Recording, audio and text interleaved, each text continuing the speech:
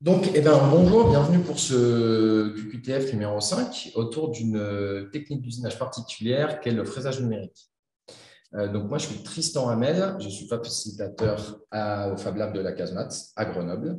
Et aujourd'hui, on reçoit trois personnes. On va recevoir Véronica dans un premier temps, qui je vais laisser se présenter. Ensuite, se présenteront deux membres de l'atelier 15-17, qui est un collectif qui a au cœur de la reproduction de la menuiserie. Véronica, est-ce que je peux te laisser te présenter? Oui, bonjour.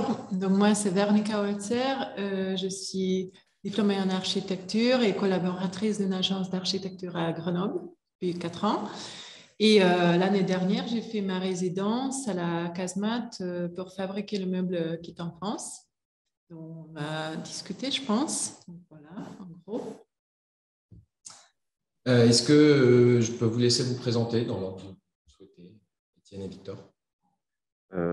Oui, bonjour, moi je suis Victor, moi aussi diplômé d'architecture et aujourd'hui menuisier au sein de l'atelier associatif 15-17. On est basé en région parisienne, à Aubervilliers.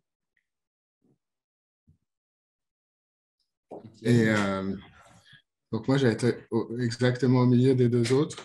Moi, je suis menuisier, mais je travaille j'ai travaillé aussi dans l'atelier 15-17, l'atelier associatif, qui a été fondé quand même sur un groupe où les architectes étaient assez nombreux. Et donc, moi, j'ai été le menuisier de service. Et il se trouve que moi, je vais pouvoir me mettre aussi entre vous deux sur le sujet du Fab Lab, parce que du coup, moi, je suis aussi Fab Lab assistant dans un gros Fab Lab public, le City Fab 1 à Bruxelles. Voilà.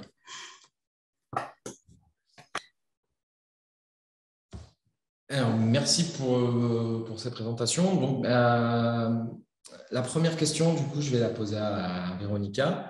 Ça va être plus sur ta manière de travailler et en fait, de quelle manière tu travailles habituellement lorsque tu viens au Fab Lab ou lorsque tu travailles comme architecte.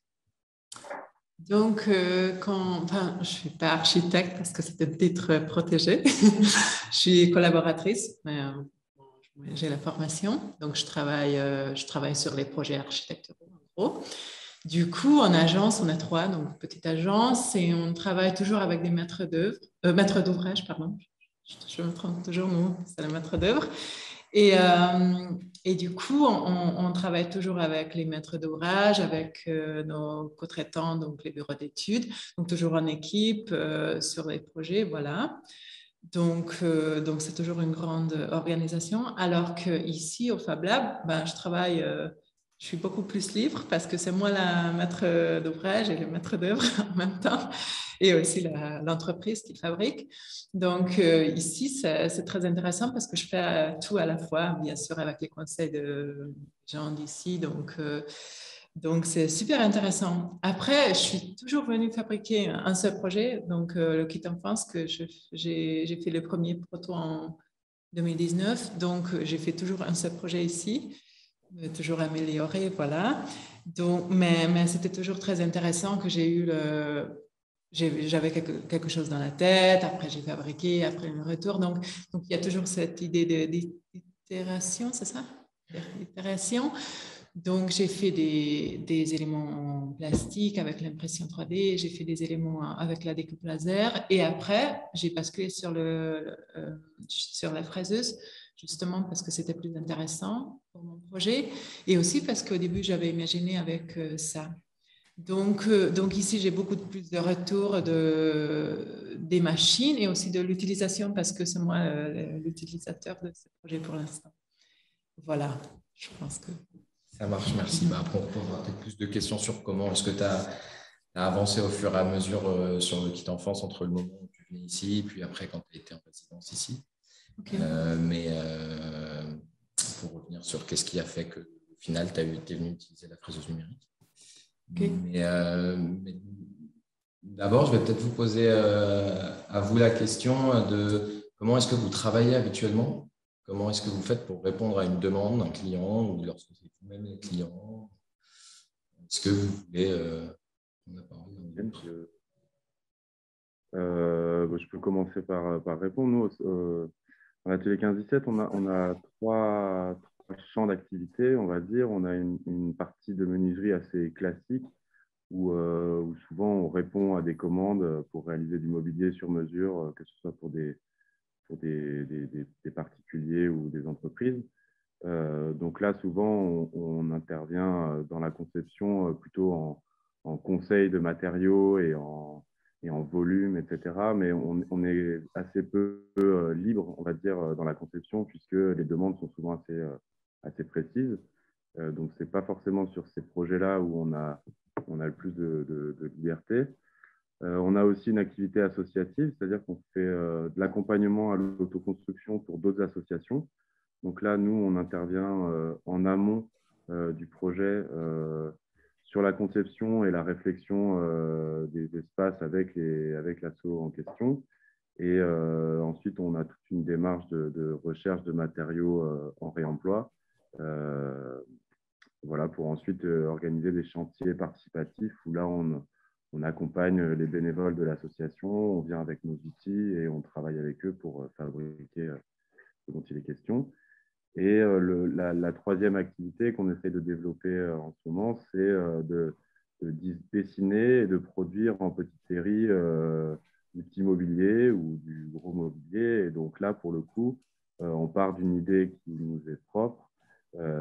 Et ensuite, souvent, on adapte l'outil qu'on utilise en fonction de l'idée. Et du coup, peut-être que ce sera le sujet de la discussion après, mais cette relation entre l'outil qu'on va utiliser et le design qu'on veut produire. Et c'est souvent à ce moment-là que l'intérêt de la fraiseuse numérique arrive.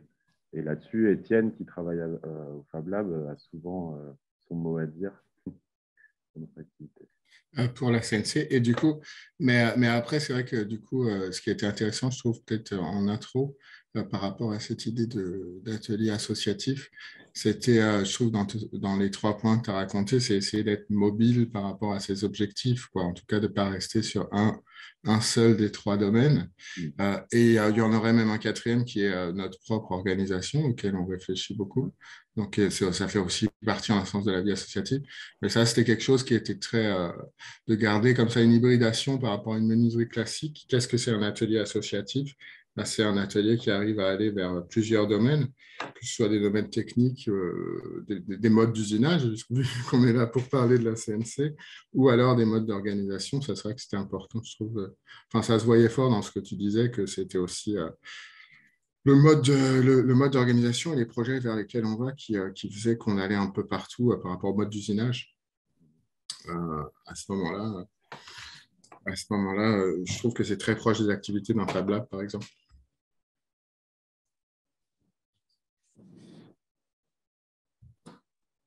Alors, ouais, moi, ça me fait déjà un petit peu tiquer sur les 2 manières dont, en fait, vous parlez de l'utilisation d'une technique. C'est vrai qu'il y a, lorsqu'en France, on parle de design, souvent, on a une pensée davantage tournée autour d'une production artistique, alors que dans le monde anglo-saxon, en général, le design, c'est bien plus lié au procédé de fabrication. Alors, les deux sont forcément, il y a une corrélation, une interaction, mais il y a une différence entre peut-être davantage plus sur l'idée que sur la manière dont on va réaliser cette idée. Que du design, c'est autant si on regroupe un petit peu tout, ça part autant d'un croquis, d'un dessin, d'une idée, jusqu'à la manière dont on va réussir à concrétiser cette idée-là. Et c'est vrai que sur vos deux... Là, on voit 2 approches qui sont peut-être un petit peu différentes. C'est pour ça que j'avais un petit peu envie de revenir d'abord peut-être sur la petite enfance, mais sur la manière dont toi, Véronica, tu as travaillé en venant ici au Fab Lab. Parce que, est-ce que tu peux nous raconter un petit peu, alors en tant que tu peux, mais quelles ont été les différentes étapes et en fait, déjà, d'où est-ce que tu es venue cette idée-là de produire ce kit en France pour ensuite arriver sur les différentes, sans prendre du temps forcément sur toutes les itérations, mais sur l'idée qu'effectivement, on était davantage sur un prototype, peut-être dans un premier temps, et que finalement, cette technique a débouché sur autre chose encore. Est-ce que tu peux parler un petit peu? Oui, je trouve que oui, ça me fait écho ce que tu viens de dire sur le design, que je trouve que oui, d'un côté, c'est très important d'avoir une idée forte pour après sacrifier toute cette énergie dans le processus de comment on la fabrique. Donc, oui, j'avais une idée assez claire. Donc, je suis venue avec mon idée assez claire au Fab Lab. Donc, mon idée, c'était, à l'époque, j'avais des enfants de 2 ans et 4 ans. Et on a fait les courses dans un magasin de meubles. Et ils voulaient acheter tous les meubles en rayon d'enfance, donc la petite cuisine, la petite table, machin. Un magasin de meubles bien connu, tu veux dire? Magasin de meubles, quoi? Bien connu. Bien connu, oui. Et, ah oui, évidemment. Et du coup, je me suis dit que, OK, c'est pas possible qu'on achète tout parce que ça va remplir l'appartement en gros. Et que moi, j'ai 2 fils et ils vont jouer avec la cuisine, ils vont jouer pendant une semaine, c'est sûr, pas plus. Et, et du coup, mais ça m'a quand même, c'était compliqué parce que je me suis dit que c'est pas possible que j'achète pas la cuisine pour eux parce que je suis très féministe. Voilà, il faut fille garçon, voilà, s'il veut jouer avec la cuisine, il faut laisser jouer avec la cuisine. D'ailleurs, qu'il aime bien jouer avec. Et j'ai commencé donc cette idée a commencé à travailler dans moi, comment on peut fabriquer un seul truc avec lequel on peut faire tout. Est-ce que c'est possible? Et du coup, j'ai assez vite fait, j'avais cette idée d'avoir un élément un peu neutre, un peu abstrait, avec un kit. Donc c'est pas un élément, c'est un kit avec donc des éléments qui sont très similaires, qui sont compatibles, mais un petit peu quand même différents. Donc il faut quand même il faut une caractéristique, par exemple, pour les portes de la cuisine. Donc il y a quand même des petites différences, mais on a un truc un peu neutre, un peu polyvalent. Et du coup, j'avais ça dans ma tête. Et aussi, j'ai fait la visite quelques mois avant, la visite du Fab Lab d'avant ici à Grenoble. Et du coup, j'avais un peu dans ma tête toutes ces machines. À l'époque, il y avait une fraiseuse aussi. Donc, quand je suis venue à la casemate en disant, j'avais un petit peu mon idée que je vais faire une formation en impression 3D et j'aurais voulu la fraiseuse, mais à l'époque, il n'y avait pas parce que la casemate fut brûlée à l'époque et du coup, il n'y avait que des machines très basiques, donc la découpe laser et l'impression 3D. Donc, j'étais un peu déçue et du coup, j'ai fabriqué mon premier prototype avec le laser, mais qui a marché super bien. Donc, j'ai fait des éléments d'angle avec l'impression 3D. J'ai fait mes éléments avec le laser, qui était un petit peu moche à cause des découpes marron, mais bon, j'ai accepté. Et ça a super bien marché, surtout parce que il y avait le confinement en 2020, quand on était vraiment à la maison avec 2 gosses. Alors, ils avaient, je pense, que 4 et 6 ans à l'époque. Et du coup, ça a super bien marché. Et c'était à ce moment-là que je me suis dit que je vais essayer cette candidature pour la résidence, pour faire vraiment un produit à partir de cette idée. Donc, l'idée, c'était toujours la même. Comme le laser a bien marché, je me suis dit que bon, je peux continuer avec le laser. Et quand j'ai fait ma résidence, il y avait mon tuteur, ou c'était mon référent Gaëtan, qui a commencé à me dire allez, la fraiseuse. Et c'est la fraiseuse. Et du coup, je m'y suis lancée alors que vous savez certainement que le design est beaucoup plus compliqué, le logiciel est beaucoup plus compliqué. Du coup, c'était un peu, j'ai appris le dessin pendant un mois, je pense, pour comprendre le fonctionnement parce que c'est différent. Et du coup, à la fin, quand j'ai fabriqué mon kit enfance, mon proto final avec la fraiseuse, c'est là où je me suis rendu compte que, mais finalement, au début, c'était ça ce que j'aurais voulu, mais j'ai un peu oublié entre-temps. Et du coup, il y avait un super rendu. Du coup, c'était vraiment quelque chose qui valait le coup, mais qui qu'il fallait quand même faire un peu d'effort par rapport à la découpe laser où tu fais un dessin, il te découpe Ouais, et ça, moi, ça, si je peux, là-dessus, moi, je vois beaucoup, voilà, toutes les bonnes volontés se brisent sur la difficulté du logiciel par rapport à d'autres pratiques, quoi. Là, l'accès à la CNC, ça vient vraiment ponctuer parfois un parcours qui a commencé plus simplement avec l'impression 3D, avec la laser, et puis bon, un jour, il faut s'y mettre parce que les tranches brûlées, hein, c'est pas très joli.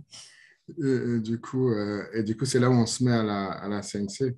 Et si on peut parler un peu de nous, je ne sais pas, Victor, ce que tu penseras de ce que je dis, mais nous, c'est vrai qu'en fait, dans l'atelier, on avait commandé à des gens qui avaient des ateliers de CNC, pas du tout des Fab Labs, à des fournisseurs. Et nous, on voyait juste arriver le résultat. On avait un rapport très à distance de l'outil, de l'usinage numérique. En fait, nous, on voyait arriver le résultat, quoi. Mais on ne savait pas trop comment ça marchait avant d'en avoir fait nous-mêmes, quoi.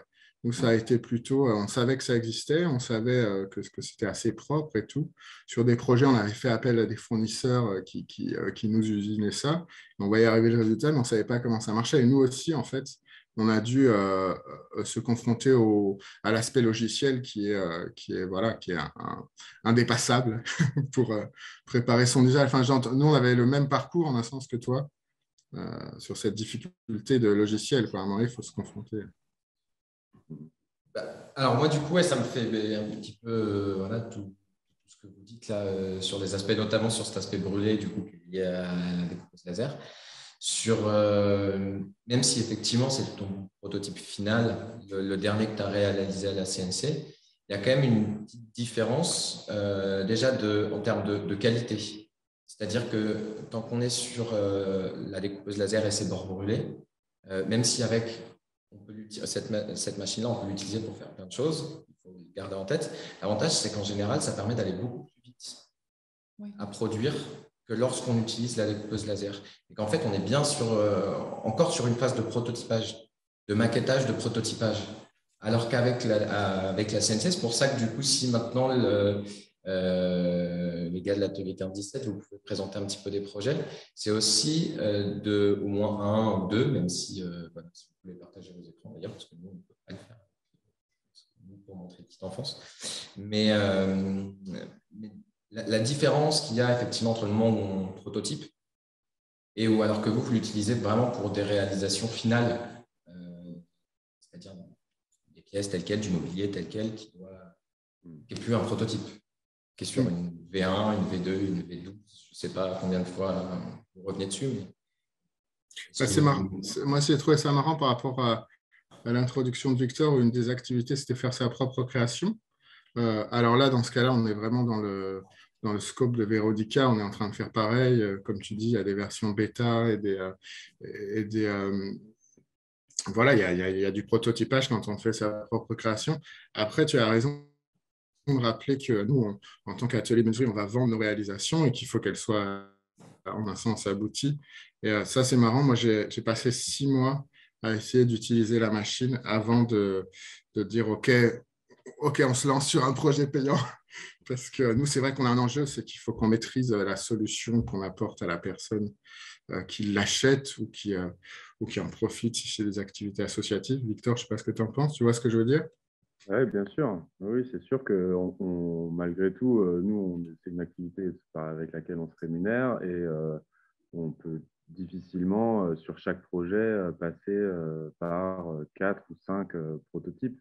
Donc, c'est vrai que c'est important de dire que oui, tu as passé ces 6 mois effectivement à apprivoiser l'outil avant de pouvoir le proposer, enfin, de l'intégrer vraiment à notre processus créatif.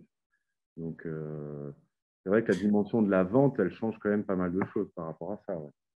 Et en même temps, il y a aussi tout ce petit projet de mobilier, là, tu te rappelles, qui était Multiplex Boulot. Tout ce dont on parle, vous pouvez le voir sur notre site 1517.org.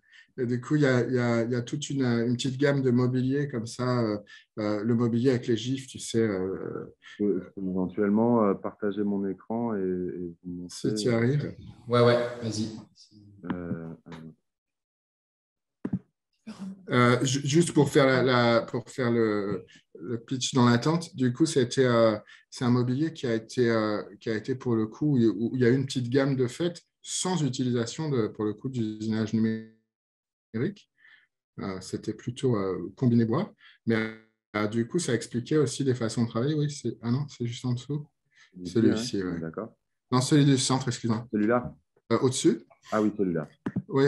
Et ça, du coup, par exemple, il y a pas eu, tu vois, il y a un prototypage là-dedans. Ouais. Donc Oui, ça, là-dessus, ouais. tout ça, Ouais, c'est... là-dessus, il y a eu pas mal de prototypage, mais il y a eu quand même finalement l'utilisation de la fraiseuse numérique sur Ah ce bon? projet-là. Mais c'est pas nous qui l'avons utilisé, c'était une commande, on va dire, à un de nos fournisseurs. Ah ouais. Du coup, l'idée, c'était une série de petits mobiliers. Donc, on avait plusieurs guéridons qui font assise basse au sol ou assise haute, un fauteuil qui se transforme en table basse et une table qui se déplie. Et il y a eu l'utilisation de la CNC parce que on a certaines coupes. On aurait pu effectivement s'en passer, mais c'était surtout pour cette pièce-là Ah ouais. qui en fait demande une encoche sur le côté pour rentrer une petite pièce de quincaillerie qui permet de faire basculer en fait on verra peut-être mieux là-dessus. Ouais, voilà. Donc en fait la chaise s'ouvre, voilà, et se replie pour créer une table basse. Une table, quoi. Ouais. Et donc là-dessus, effectivement, il y a eu prototypage. Mais en même temps, là, on avait quand même l'ambition d'en faire une série et ensuite de les reproduire. Donc, on a utilisé ce temps pour un projet spécifique parce que c'était quand même une commande.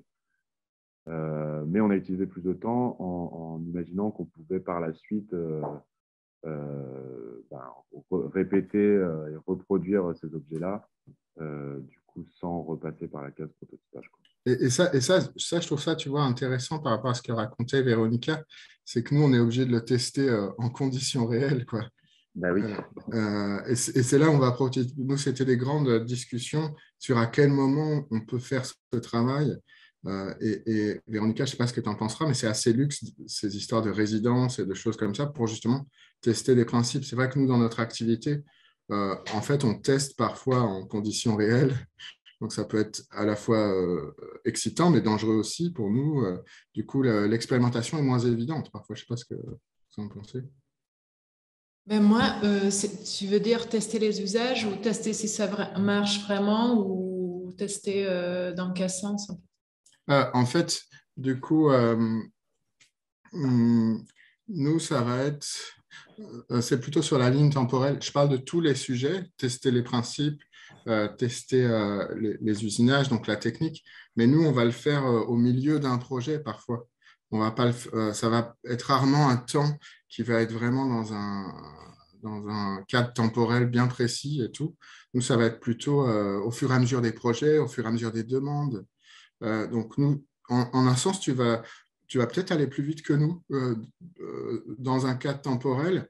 Mais nous, par contre, on va devoir tester tout le temps pour ne pas s'ennuyer déjà à l'atelier et pour évoluer, introduire des nouvelles choses. C'est juste deux temporalités différentes, c'est ce que je voulais dire. Oui, en fait, la résidence, c'est vrai que c'était un luxe dans le sens où je pouvais vraiment consacrer un jour par semaine à mon projet. Donc, vraiment réfléchir là-dessus, faire plein de petits tests, voilà. Donc, c'était vraiment une super opportunité. En même temps, pour moi, le principe a déjà été testé, si tu veux, lors du prototype bêta. Donc, j'ai déjà vu que ça marche à l'usage. Mais il y avait plein de choses à améliorer, plein de petites choses. Donc oui, j'ai fait énormément de tests, énormément de petits points que j'ai améliorés justement sur les détails, sur les voilà. Donc c'était très intéressant. Et moi, j'avais une question à vous poser techniquement. Il y avait la quincaillerie à insérer dans le truc et c'était vraiment sur le bord Ouais. de la plaque. Et du coup, à ce moment-là, vous travaillez comme ça en CNC? Donc, Là, c'est ce qui s'est passé, effectivement. C'est la fraise par le dessus est venue faire une toute petite encoche pour pouvoir insérer la quincaillerie. Mais je me demande s'il n'y avait pas, une 5 axes, parce qu'en fait, à un moment donné, il fallait quand même refaire une rainure plus profonde à l'intérieur de cette feuillure pour avoir la pièce de quincaillerie qui puisse coulisser comme ça derrière la pièce en métal. Parce que ça doit être super galère d'utiliser une planche comme ça, non? Je me demande. Alors voilà, c'est très bien parce que voilà, rentrer sur des aspects un petit peu plus techniques. Parce que là, on a parlé de 5 axes, on a parlé de plein de choses. C'est la manière dont fonctionne une fraiseuse numérique. Alors, comme nous, on a à la casemate du coup, on a 2, mais les 2 sont limités à 3 axes. Donc, on peut travailler sur un repère orthonormé où du coup, on peut rentrer. De toute façon, il est toujours en 3 axes, mais on peut travailler que par le dessus. C'est important à se représenter. Et ce n'est pas toutes les machines Et il y a des machines où on rajoute des axes, ces axes virtuels. On peut en rajouter un 4e de 2 manières différentes, soit avec un retournement, comme ce qu'on faisait pour tes pièces, mais on pourra peut-être en parler.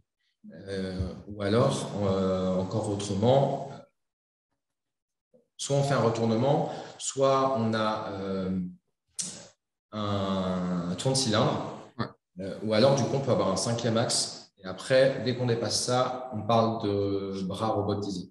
C'est encore autre chose après, parce qu'on rajoute des axes. En fait, quand on dit qu'on ajoute des axes, c'est un axe sur lequel on peut se déplacer sur la machine. Et la manière dont on peut interagir dans l'espace, en venant par-dessous, sur les côtés. Mais du coup, tu tournes la tête, c'est ça? Et alors, effectivement, souvent, c'est la broche qui vient bouger autour. Sauf dans un 4e axe. Le 4e axe, ça peut être un autre axe qui est déporté. On fait un retournement, ou alors, du coup, on a un tourne-cylindre. Ok. Ça, je t'avais. Ok. Ça, c'est sur les différences qu'il y a. Mais qu'est-ce que je veux dire? Par rapport à ça, moi, il y a quelque chose que j'avais pensé dès que Victor m'a proposé ce format pour discuter des usages de la CNC dans le Fab Lab et dans l'atelier de menuiserie. Il y a un truc dans l'atelier de menuiserie, c'est que tu es constamment en train de chercher les solutions pour réaliser ce que tu veux réaliser. Et donc, très souvent, en fait, on fait des gabarits,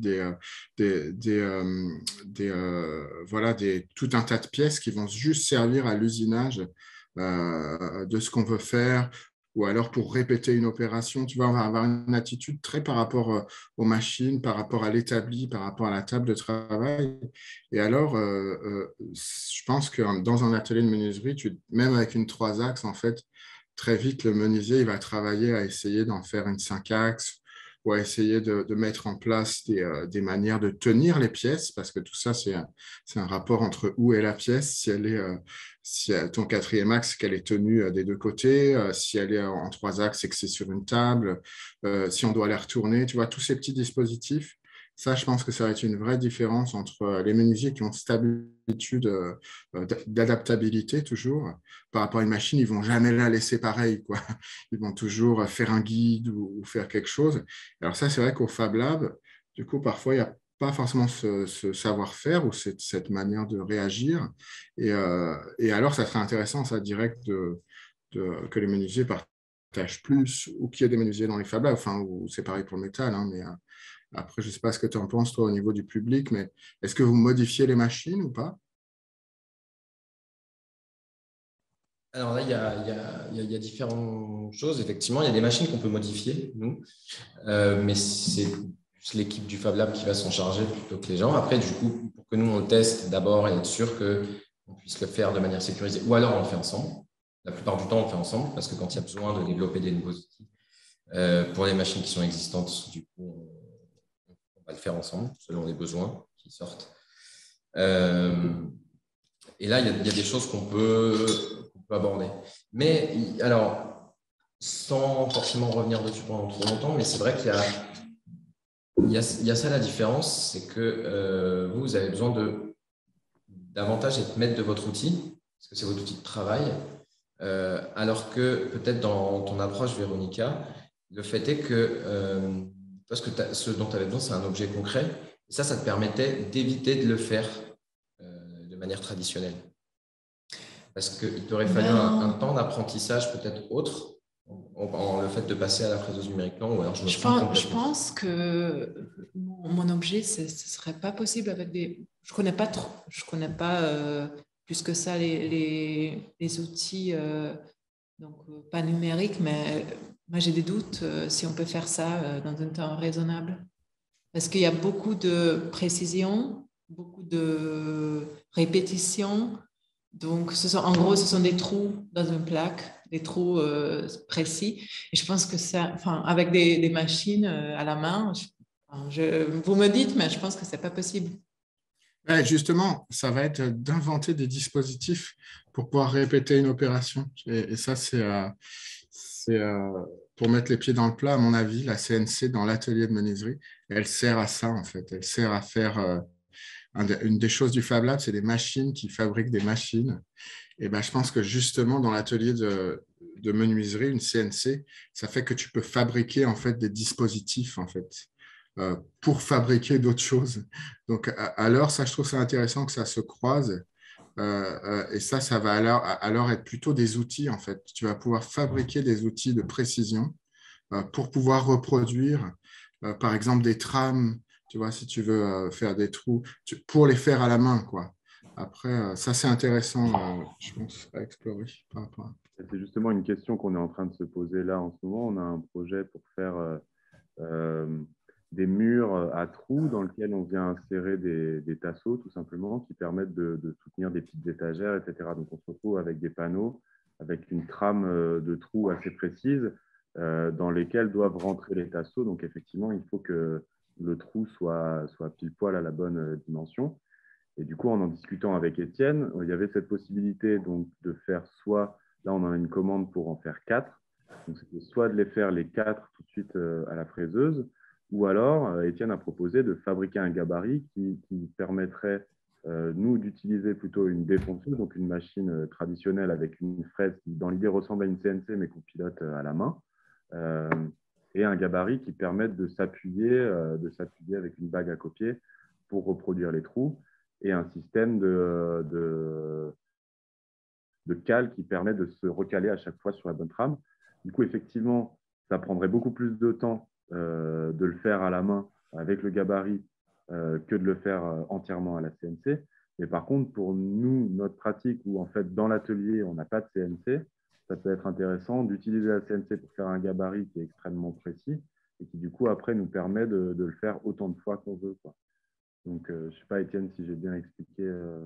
Oui, oui, tout à fait. C'est pour reproduire dans le temps et ça vraiment par rapport à... Voilà, ça croise quelque chose qui est présent au Fab Lab aussi, c'est de prototyper en vue de faire un modèle qui soit reproductible. Et ça, du coup, nous, en fait, on peut travailler aussi comme ça dans l'atelier de menuiserie avec ces outils d'usinage numérique, aussi pour reproduire carrément des dispositifs. Je pensais aussi, Victor, je ne sais pas si je peux en parler, mais du coup, il y a aussi la fabrication de la quincaillerie même, en fait. Ça, c'est aussi, je ne sais pas, Véronica, si toi, tu as pensé parfois, voilà, à vraiment, au lieu de regarder dans des catalogues, comme nous, on le fait, on peut aussi s'inventer des dispositifs, voilà, de rotation ou des coulisses. Ça, c'est aussi intéressant pour nous. Il y a aussi toute une partie, en fait, où ce qu'on va rendre, ce n'est pas forcément visible que c'est fait avec de l'usinage numérique dedans. Par contre, nos outils vont tout de suite pouvoir être usinés de manière numérique et donc avoir la qualité industrielle qu'on reçoit ou qu'on achète la plupart du temps et que tout d'un coup, on peut se fabriquer, quoi. Je sais pas, Moi, Véronique. j'ai un petit peu fait ça parce que j'ai fait, entre guillemets, des quincailleries, donc des charnières en plastique. Donc, j'ai fait ça avec l'impression 3D. C'est assez chouette parce que tu peux faire toute une charnière ensemble, alors que du coup, tu as les deux pièces ensemble, en gros, que tu peux pas faire avec, par exemple, quand tu les moules. Donc, ça, c'est assez intéressant. Et j'ai pensé à une autre chose par rapport à ton propos que finalement, mon kit, c'est plus un outil. Donc, c'est pas vraiment le produit. Donc, c'est un outil pour fabriquer des jouets, des meubles à partir. Mais c'est pas vraiment le meuble que je fabrique. Je fabrique un dispositif pour fabriquer des meubles. Donc, pour moi, ça correspond bien. Après, je trouve que c'est super intéressant justement de faire des gabarits et percer à la main après. Donc, je pense que oui, en effet, c'est super intéressant aussi. Donc, Et aussi, tu vois, aussi, moi, je trouve que sur ce chemin, en fait, les ateliers de menuiserie peuvent travailler, en fait, à produire des outils de do-it-yourself, ce qui est assez marrant. Enfin, tu vois ce que je veux dire, dans un sens, c'est peut-être un des nouveaux métiers qu'on pourrait s'inventer dans notre atelier associatif, c'est de proposer des kits pour que les gens fassent, en fait, mais des kits qui ont été imaginés, à partir d'outillages numériques, mais aussi avec des considérations ensuite de travail plus traditionnel, plus à la main. Par exemple, moi j'avais un grand truc en ce moment, c'était modifier la grande CNC pour faire vraiment du traditionnel, faire la mortaise d'un pied de table. Donc, il faut avoir la taille en dessous de l'usinage. Ça, c'était vraiment une modification de la machine pour en fait faire les tonneaux et les mortaises. Donc, par rapport à ce dont parlait Tristan, là, on change l'axe, en fait. On va faire un outil entièrement fait à la CNC, une sorte d'étau pour serrer notre pièce à la verticale et pouvoir usiner sur la tranche, comme on l'a vu pour la chaise ou des choses comme ça. Ça, c'est vraiment on pourrait aussi inventer des dispositifs à modifier les machines, en fait. Tristan? Ouais, alors moi, ouais, en fait, ça, nous, on l'a fait sur la petite fraiseuse. Du coup, il y a un trou au milieu, justement, pour pouvoir faire les tenons. Ouais. Mais ça prend énormément de temps. Ah ouais? Et c'est vrai que moi, je trouverais ça plus intéressant d'avoir un tenon, et un outil qu'on usinerait à la fin. En fait, les choses sur lesquelles vous réfléchissez en ce moment, c'est-à-dire d'utiliser la fraiseuse pour avoir un outil pour pouvoir le refaire plus rapidement à la main. Et oui, mais ça peut être aussi, nous, on propose un kit qui peut s'adapter à la machine. En fait, un étau, si nous, on va faire un étau, comme on pratique l'étau ou le serre-joint toute la journée, on voit comment ça marche, quoi. Et donc, peut-être, hein, ça je ne dis pas, peut-être ce qu'on va fabriquer, nous, ça va être d'une qualité où les autres peuvent le reproduire. Et tout ça avec le système de les bits, pas les atomes, où c'est seulement les fichiers qui voyagent. Si nous, on t'envoie à Grenoble un dispositif qu'on a fait, qu'on sait, voilà, qui est de bonne qualité, ça peut être très puissant aussi par rapport aux usages de la machine. Là, on a parlé de l'usage de la machine en tant que dispositif, donc les modifier, en fait, modifier la machine, pas seulement faire un trou, peut-être un trou avec un dispositif plus abouti, tu vois, j'en sais rien, après, mais ça, c'est un des travaux que clairement les ateliers comme le nôtre peuvent réfléchir. Ouais, non, il y a énormément de choses sur lesquelles on peut réfléchir, effectivement. Alors, encore une petite question qui est liée à autre chose, mais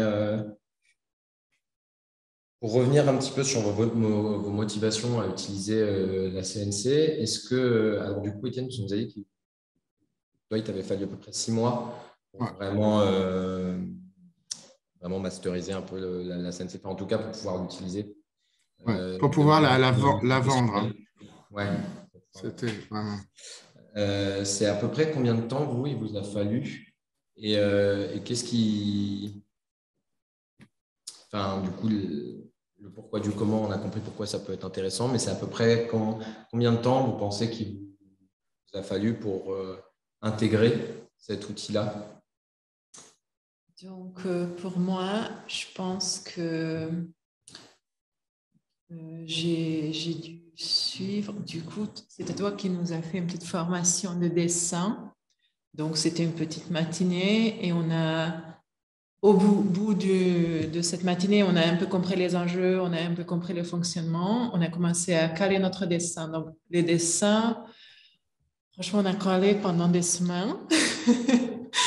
Et encore, donc on a lancé la première petite essai. Et il te suffit un mauvais trait et c'est foutu. Donc, moi, je trouve que pour vraiment comprendre, donc 100 pièces foutues, pour moi, c'était 2-3 mois. Je dirais. Mais après, je n'ai pas fait tout le temps, mais une fois par semaine, bon, 2-3 mois. Donc, à partir du moment où j'ai un peu compris le principe jusqu'au jusqu'à faire une manière fiable, sans faute et tout ça, un peu savoir comment il faut vérifier, à quel moment il faut vérifier, quelles sont les sources d'erreur et tout ça. Et encore, je suis pas, je dirais, je suis 90% contente du résultat parce qu'il y a quand même des petits ajustements à améliorer. Donc, est-ce que je saurais vendre ce que j'ai fait? Pas sûr. Véronica, je bois tes paroles, quoi. C'était magnifique ce que tu as dit.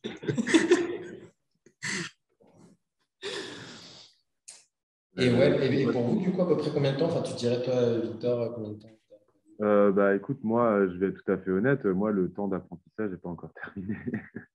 En vérité, je ne maîtrise pas l'outil parce que je suis entouré par Étienne qui le maîtrise très bien. Et dans des moments qui sont beaucoup plus courts, on fait appel à des fournisseurs. Donc, moi, je comprends les process de dessin et ce que ça implique en termes de conception. Mais si tu me mets, moi, face à une CNC, une poule et un couteau, ça peut préparer.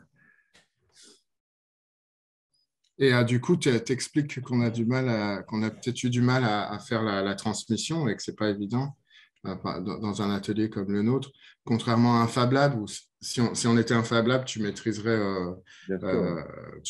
d'une autre manière. Et du coup, avec Victor, il se trouve qu'en l'occurrence, on s'est testé ensemble il y a bien longtemps et on avait pas mal galéré. Le projet n'a pas été très abouti. Finalement, quand même, mais Voilà, c'est sorti, on l'a vendu, mais bon, ça a été quand même difficile. Ça, on a fait quelques nuits de sueur froide en buvant des bières devant la machine qui marchait. Mais du coup, c'est vrai que c'est difficile. Hein, Enfin, moi je n'ai pas encore un usage par rapport à ce que disait Véronica. Je suis vraiment au même stade qu'elle. Il y a des choses, c'est satisfaisant, d'autres pas. Moi, j'ai beaucoup aimé, Véronica, quand tu as dit réussir à trouver en fait les zones où les zones où tu dois checker tes erreurs, par exemple. Ça, c'est vraiment pour moi le plus difficile. L'usinage numérique, il faut tout anticiper. Enfin, du coup, s'il y a un truc que tu as oublié, ça sera, tu redescendras plus à 90%, mais à 70% de satisfaction, puis deux choses oubliées, et ainsi de suite, jusqu'à rater ta pièce. C'est vraiment un chemin plein d'échecs, mais qui ensuite, ouais, voilà, moi, ce que tu as dit, moi, je vais tout à fait là-dedans. Je fais encore des erreurs ridicules. Et parfois, quand je tente des trucs plus compliqués, j'y arrive pas non plus. Enfin, il faut aller par palier. Je pense que c'est l'apprentissage, il est sans fin. Surtout si on introduit les différents matériaux, les différentes fraises. Tu voulais, Tristan, qu'on parle des outils de coupe. Enfin, voilà, tout ça, c'est des mondes. À chaque fois, c'est un monde en entier à découvrir. Si tu veux t'attaquer à de l'alu, faire de la quincaillerie tout de suite, ça va demander d'autres choses. Combiner l'imprimante 3D, je ne sais pas, Véronica, toi, si ça s'est bien passé. Imprimante 3D, CNC. Oui, parfaitement. L'imprimante 3D, je ne suis pas, si on parle de qualité, ce qu'on pourrait vendre, je ne suis pas convaincue parce qu'il y a quand même toujours un côté un peu, voilà. Mais du coup, moi, je pense toujours que le produit final, il faudrait quand même faire les pièces en plastique parce que moi, je suis moins persuadée que ça donne un rendu vraiment qui me satisfait. Mais en fait, au niveau prototypage, je trouve que c'est vraiment nickel. Donc, ça a super bien marché. Moi, j'ai un peu combiné l'impression 3D et les pièces, donc genre des boulons que j'ai mis dedans. Donc pour moi, au niveau prototypage, à ce stade-là, ça a super bien marché. Il fallait aussi trouver un peu les bons réglages entre la taille des fraises et la taille de la pièce imprimée en 3D. Parce que, par exemple, il y avait un petit écart entre quand j'ai fait les trous avec la découpe laser et quand j'ai fait les trous avec la fraiseuse, c'est pas la même chose. Donc, il fallait recaler le dessin, machin. Donc, oui, finalement, ça a bien marché, mais il fallait un peu de temps pour ajuster les détails, pour faire des essais, des dizaines de millimètres. Non, ce n'est pas des dizaines de millimètres. Voilà. Et du coup, ça, je ne sais pas ce que tu en penses, mais c'est vrai que moi, j'ai toujours une attitude et de dire aussi aux gens qui viennent parfois visiter le Fab Lab, enfin, que les machines, elles étaient bêtes et que c'était à nous d'anticiper tout un tas de choses, quoi. C'est ce chemin-là, en fait, ça, c'est un savoir-faire.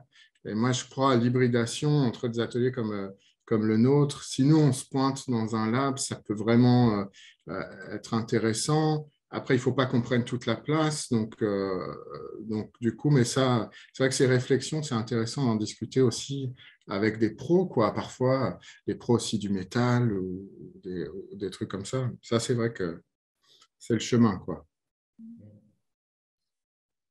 Alors, ouais, pour rebondir là-dessus, non, une machine, ça fait ce que tu lui dis de faire, ça ne fait pas ce que tu veux qu'elle fasse.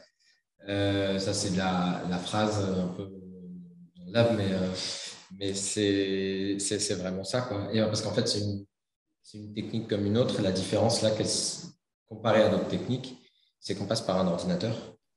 Et c'est ça qui fait toute la différence. C'est aussi pour ça qu'on peut penser à tout, mais c'est aussi pour ça qu'on peut y réfléchir en amont, parce qu'il y a des choses qu'on va pouvoir virtualiser, notamment des parcours d'outils, puisqu'on a parlé pas mal de dessin, de conception, mais il y a le moment où on passe à la fabrication assistée par ordinateur, et c'est à ce moment-là où il y a pas mal de choses qui font. C'est à ce moment-là qu'on se rend compte que lorsqu'on veut faire un perçage de 8 mm, on ne fait pas un trou avec un forêt de 8. Normalement. On fait moins. Après, enfin bref, il y a beaucoup de choses à voir, mais qu'effectivement, c'est des techniques. Donc, et c'est le logiciel, la grande falaise à passer. Et ça, c'est marrant aussi, peut-être un des trucs, si nous, on est là aussi en tant qu'hybridation par rapport au travail manuel, ça peut être un des gros freins aussi, ça, pour des gens qui veulent un retour à un métier très concret, qui veulent avoir un rapport à la matière, tout d'un coup, d'être sur un outil assez impersonnel, qui va en fait relater la moindre de tes erreurs en amont, c'est-à-dire si tu n'as pas anticipé.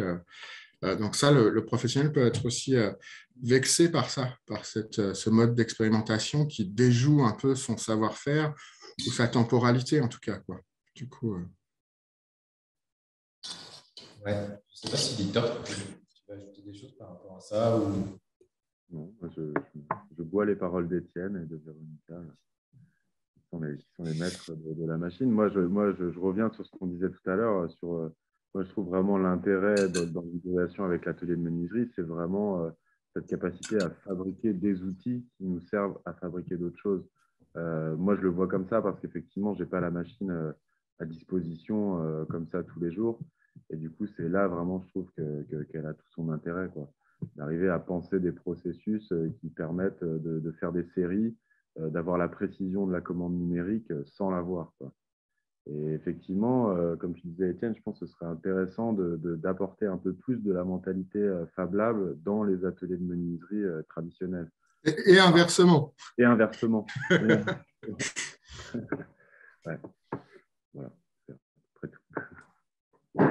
Et il y a aussi un autre domaine où nous, ça pourrait être assez fort. Je ne sais pas ce que tu en penseras, Victor, qui est dans le bureau de l'atelier. C'est que s'il y avait une petite fraiseuse dans le bureau de l'atelier, aussi pour maqueter, hein, ça, Véronica, si tu veux réagir après, enfin, je ne sais pas ce que tu en penses aussi pour prototyper, pour faire les maquettes de nos projets, pour aller vendre en fait l'objet. Ça, tu pourrais avoir une petite CNC, tu sais, façon archi. Maintenant, par exemple, il y a les combinés CNC, laser, imprimante 3D, c'est un peu à la mode. Ça pourrait être des outils de bureau aussi pour nous. Comment tu vois ça, toi, Véronica? Ben nous, en tant que côté architecture, nous, on ne fait plus du tout des maquettes. Je suis vraiment un peu déçue parce que j'ai bien aimé en école d'archi tout ça, mais on fait tout en ordi. Donc, pour les maquettes, si on veut expliquer aux clients tout ça, c'est des 3D, voilà. Donc, bon, depuis que je travaille ici, peut-être une fois, j'ai fait une petite maquette de concept en papier, mais c'est tout. Donc, oui, on ne prend pas le temps, c'est dommage, je trouve. Mais c'est un peu notre fonctionnement. Donc, pour moi, je vois plus trop. Non, je dis pas que je vois plus trop l'intérêt de la maquette, mais ce que selon mon expérience, on n'en fait plus trop. Je sais pas si, enfin, chez vous, c'est comment? Ben, vous aviez fait en papier, justement, Victor, tu n'as pas des photos Euh, ou des modèles, carrément. la chaise que je vous montrais tout à l'heure, on avait fait des petites maquettes, quoi. Voilà. Bon, c'était le début, hein, faut imaginer, mais voilà, effectivement, si on avait eu oui, une petite fraiseuse dans le bureau pour éventuellement tester à échelle réduite. Parce que là, ce qui est intéressant, c'est que tu te rends compte aussi des proportions beaucoup mieux que sur l'ordinateur, en fait. Hein. Ouais, oui, et ça Ouais, explique 3D, bien le mouvement. Ouais. ouais. Et puis, justement, les trucs dynamiques comme ça sur l'ordinateur, c'est toujours compliqué avec des éléments qui se plient, qui se déplient, qui doivent coulisser, etc. Quand c'est pour dessiner sur un logiciel, c'est toujours très compliqué. Alors qu'en maquette, en fait, c'est beaucoup plus simple finalement. Ouais. Et ça, c'est assez marrant parce qu'on rejoint on retombe un peu sur nos pattes par rapport au début, que c'était l'atelier de prototypage, quoi, en fait, pour réfléchir, pour manipuler les façons de faire, en fait. Ça peut être assez facile de lancer pour une réunion, par exemple, lancer trois différents dispositifs de rotation. Et du coup, tu l'as devant toi, tu manipules. Ça pourrait être aussi des manières de fonctionner dans un atelier, enfin, tu vois, pour faire un devis ou quoi. Ouais. Et puis pour présenter aussi des idées à des clients potentiels, ça a quand même d'impact hein, finalement d'avoir un petit objet dans la main que juste une 3D, quoi.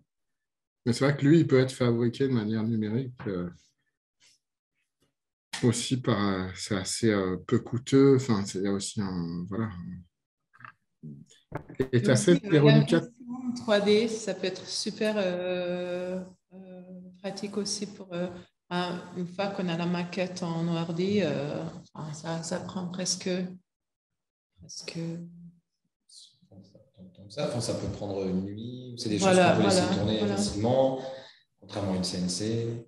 Mais c'est ce que je me suis déjà dit que oui, parce qu'en archi, on travaille en virtuel. Mais si on imprime une maquette, par exemple, coupée en sections, ça peut être joli, mais est-ce que ça apporte vraiment, je me demande, si ça apporte vraiment quelque chose par rapport à la numérique, peut-être auprès des clients, oui, parce qu'ils ne se rendent pas compte de l'échelle ou voilà, je, question pour moi aussi. Par contre, dans le processus créatif, est-ce que ça a vraiment son sens? C'est ça que tu veux dire? Aussi, oui, oui, pour nous, oui. Ouais.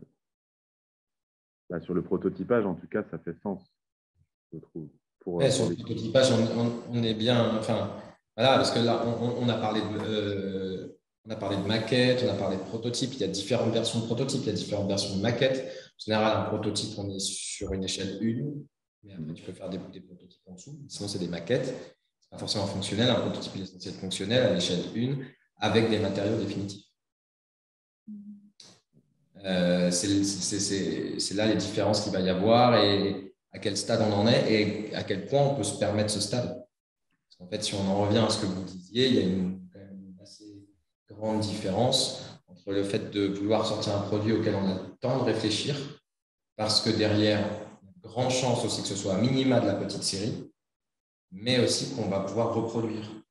Alors que lorsqu'on est sur une œuvre unique, ou moins reproductive en tout cas, on n'a pas forcément tout ce temps-là, et tout ce maquettage, ce prototypage à mettre en place. Je Parce suis que vraiment.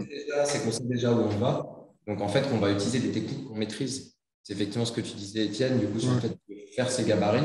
Ça nous permet, nous, lorsqu'on est. Enfin, vous, du coup, dans ce cas-là, effectivement, de rester sur des techniques et des outils qu'on maîtrise, qu'on sait manipuler, qu'on sait enfin, voilà, ce qui va se passer si je suis avec la défenseuse et que j'attends un petit peu trop. Enfin bref, sur tout ce qui peut se passer autour de cette technique-là.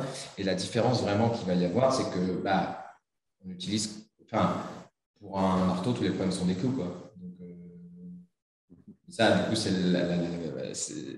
l'intérêt. C'est de dire qu'en fait, on reste sur ce qu'on sait et c'est très bien. Et après, à côté de ça, on va pouvoir utiliser d'autres outils ou d'autres choses qui peuvent être plus perfectibles. C'est l'intérêt aussi de se faire ces outils, c'est qu'on n'est pas sur une pièce nickel, finale, parfaite. Son outil, on est encore dans le domaine du bricolage. C'est des choses qu'on peut remodeler, c'est de la matière qu'on peut retravailler facilement. Enfin, je ne sais pas, peut-être que vous m'arrêtez, hein, peut-être que c'est complètement juste dans ma tête, tout ça. Du coup, moi, je trouvais la synthèse, c'était aller dans un atelier de menuiserie, ça va être, comme tu as dit, enfin, ou comme moi j'ai dit aussi au début, précision, c'est-à-dire on va servir la CNC parce qu'elle est ultra précise, ou reproductibilité, ça va être les deux choses. Et ensuite, peut-être un atelier de menuiserie va se limiter à ces usages. Ou c'est dommage en fait, c'est qu'il lui manque un peu de ce qu'on disait avec Victor tout à l'heure, il lui manque peut-être un peu d'esprit Fab Lab pour faire aussi du prototypage. Et au Fab Lab, parfois, il lui manque un esprit peut-être en un sens plus bricoleur, plus par rapport à l'outil, plus par rapport au métier, l'outil, le rapport métier-outil. Simondon sort de ce corps. Voilà. Enfin, par rapport à des choses comme ça où peut-être nous, on va se limiter à des trucs très techniques, en fait. Ouais, ou aussi dans le Fab Lab, on va peut-être pas oser s'emparer de l'outil pour le modifier, alors que nous, dans notre travail de menuisier, c'est ce qu'on fait tous les jours, en fait, à fabriquer des gabarits, des guides, des butées. Et parfois, un gabarit, c'est aussi simple qu'un bout de planche avec un petit bout de tasseau vissé dessus. Et en fait, à utiliser ça dans le Fab Lab, je ne sais pas ce que ça pourrait donner, mais je pense que ça peut être intéressant, ou en tout cas de se sentir capable de modifier sa machine, d'oser le faire. Ouais. Est-ce que, enfin, je vois le temps qui passe aussi en même temps, et sur cette idée de pouvoir se réapproprier les outils, parce que là, on est bien là-dessus. Mais est-ce que alors, ça m'ennuie un peu de clôturer un petit peu comme ça sèchement là-dessus, mais quelles sont si vous aviez des petites recommandations pour continuer là-dedans sur l'utilisation d'une fraiseuse, des choses à faire, à ne pas faire. C'est une sorte de mot de la fin, mais lié vraiment à la technique. Moi, je le prends en premier, après je continue. Et du coup, moi, je dirais enfin, dans mon usage tous les jours, avec des gens qui ne savent pas l'utiliser, c'est ne pas avoir peur, en fait. Ne pas avoir peur de l'outil, c'est quand même par rapport aux autres machines très impressionnant de voir marcher l'aspiration, la fraiseuse. Et qu'en un sens, faut réussir en fait, soi-même, à ne pas être trop impressionné par l'outil, mais plutôt à essayer, comme a dit Véronica, de repérer les espaces à erreur, quoi. Et ça, du coup, si on est trop impressionné par la machine, en fait, ce que tu as dit, Véronica, c'est quasiment pas possible. Il faut démystifier un peu la machine pour ensuite rentrer, voilà, moi je trouve que tu l'as super bien dit, rentrer et délimiter bien les espaces où tu dois vérifier, tu l'as dit dans le processus de fabrication. Il y a plusieurs endroits clés qui vont être importants. Voilà, moi, je ferai ma conclusion là-dessus. Si tu es apeuré par l'outil, tu n'y arriveras jamais. Oui, oui, moi je suis un peu d'accord que je pense qu'il y a peut-être ça nous semble un peu impressionnant la phraseuse quand ça travaille, mais qu'on a un peu des marches à respecter et que le dessin, après, oui, il faut passer du temps avec le dessin, un peu plus de temps qu'avec d'autres machines. Et après, les petits essais, et puis on verra que globalement ça marche et que c'est pas si compliqué que ça. Après, c'est vrai il faut une rigorosité dans le respect des consignes sécurité parce que pour moi, ça me fait un peu. Ce côté, ça me fait toujours un peu peur que c'est quand même super dangereux. Donc, si on ne sert pas bien l'anneau, machin. Donc, je trouve qu'il faut quand même toujours rester un petit peu très, très rigoureuse dans la tête pour respecter certaines consignes de comment on démarre la machine, tout ça. Mais après, je trouve que c'est pas si compliqué que ça. Voilà. Moi, je dirais peut-être du coup plutôt l'inverse, entre guillemets, c'est de ne pas avoir peur des autres outils, en fin de compte. quand on utilise la fraiseuse, parce que parfois, comme tu disais, Tristan, faire un trou avec une mèche de 8, en fait, parfois, ça marche aussi. Et du coup, être capable d'hybrider aussi, de se dire qu'est-ce qui vaut le coup de passer du temps à la fraiseuse et qu'est-ce qui peut être fait une fois que la pièce est terminée avec un petit coup de perceuse ou un petit coup de scie sauteuse. Parfois, en fait, ça libère des prises de tête. Euh, voilà. Je pense que ça peut valoir le coup, d'autant que au Fab Lab à Grenoble, vous avez maintenant un bel espace pour la menuiserie. Donc, pensez à hybrider aussi et à aller chercher des outils beaucoup plus faciles à utiliser que la fraiseuse dans certains cas. Ok, bah merci. Alors moi, il y a un truc, c'est sur l'idée de la peur, de l'utiliser. Moi, je trouve ça très bien d'avoir peur. C'est une très bonne chose parce que ça permet d'être plus rigoureux, effectivement. Par contre, il ne faut pas qu'elle bloque cette peur. Et c'est la petite différence pour qu'on arrive à se saisir de ce dont on a envie de se saisir. Ça marche pour la fraiseuse numérique, mais ça marche pour beaucoup d'autres choses. C'est de voir quel est vraiment l'intérêt à ce qu'on peut utiliser, de se rendre compte des possibles, ça va nous ouvrir et de franchir le pas ou pas, mais en tout cas en connaissance de cause. Merci beaucoup à vous. Merci. Pour ces temps d'échange. Je suis très content parce que, en général, quand moi, je fais ce genre de choses, on finit toujours par reparler de l'appropriation des outils. Du coup, là, c'est la peine, c'est pas moi qui en ai parlé. Et voilà, merci beaucoup à vous. Est-ce que vous voulez ajouter quelque chose? Merci à vous pour l'invitation. Merci. Et pareil, et on reste cool, mais concentré, quoi. Exactement. Allez, gros bisous à tous.